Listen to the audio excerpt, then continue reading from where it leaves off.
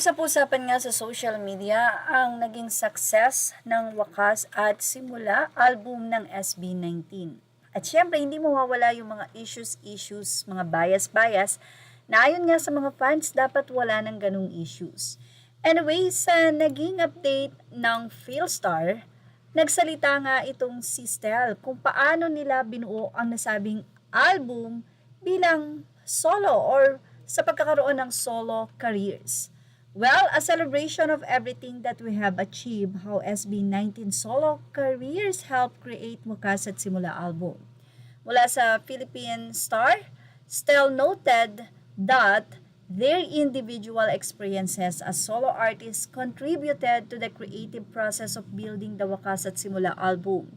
Yung mag-solo namin is something na way lang para mahanap namin or ma-discover namin yung strength ng bawat isa and mas ma-capture namin kung ano talaga yung hinahanap ng sarili namin dun sa solo journey namin.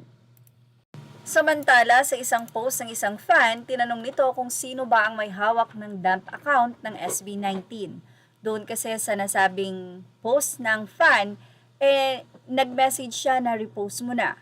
Sana sabi nga pong comment section ay nag-reply ang SB.LT at sinabing wag mo kong inuutusan at ito ay may profile ni Pablo.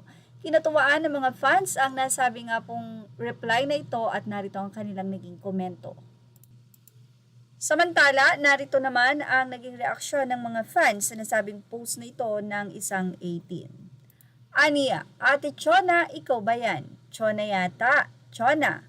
Pablo yan, yung line niya sa dam, parang ganyan eh. Keep throwing your 2 cents. I'm all ears with 2 hands. Wag niyo akong hamunin. Tatay, mukhang may regla. Say ng ilan, mga staff siguro ang may hawak ng nasabing dump account. Ang ilan ay sinabing, tatay, mukhang may regla. Legit account ba yan ng SB19? Yes, legit. Nakafollow official account ng SB19 dyan. Sige, thanks. Well, dahil nga po sa busy ng SB19, sigurado na minsan lang siguro nila talaga mapagtuunan ng pansin ang dump at usually mga admin or staff talaga ang may hawak nito. Pero for sure, bago nila ito replyan ay may approval naman ng mga bano.